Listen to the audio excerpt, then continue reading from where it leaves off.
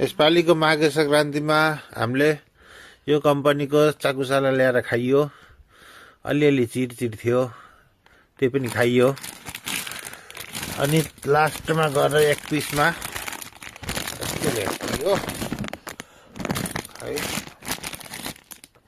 एक पिस खाँदाखेरि दुख्यो।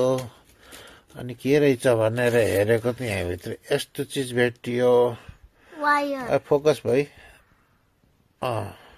वायर हो त्यो कि यो इलेक्ट्रिक वायर छ यहाँभित्र। इलेक्ट्रिक वायर जस्तो चिज देखियो। यसलाई अब फुटालेर हेर्नु पर्यो। फुटालेर हेरौँ। लामै रहेछ भाइ। यो के उद्देश्यले राखेको होला? यो झुकेर त राख्न मिल्दैन यत्रो।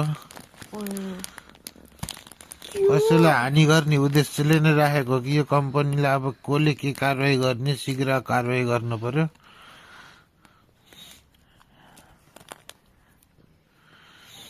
यत्रो लामो सानो तिनो र झुकेर राख्नै मिल्दैन नि यति लामो। केही वायरिङ के मल्टिप्लग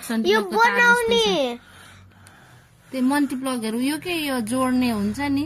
यत्रो तार पनि कहीँ सानो तिनो भयो त झुकेर राख्यो भन्नु।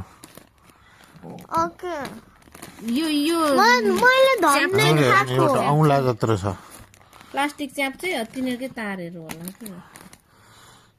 जम्मै कुखुरा वायरिङ पनि छ होइन पुरै तारै तामै तामा। म त के किरा हो भनेर फाल्देको। यहाँ डेट पनि नयाँ 2026 अप्रिल 1 जनवरीमा भनेको अप्रिल एक्सपायरी डेट छ।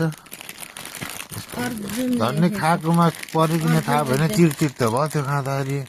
ल्याउनु भएको रे अर्जुन यो चौडाको एउटा किराना पसलबाट नौतना आएको रहेछ यो त। चौडाको किराना पसलबाट नौतना लेखेछ इन्डियन हो महाराजगञ्ज गजक।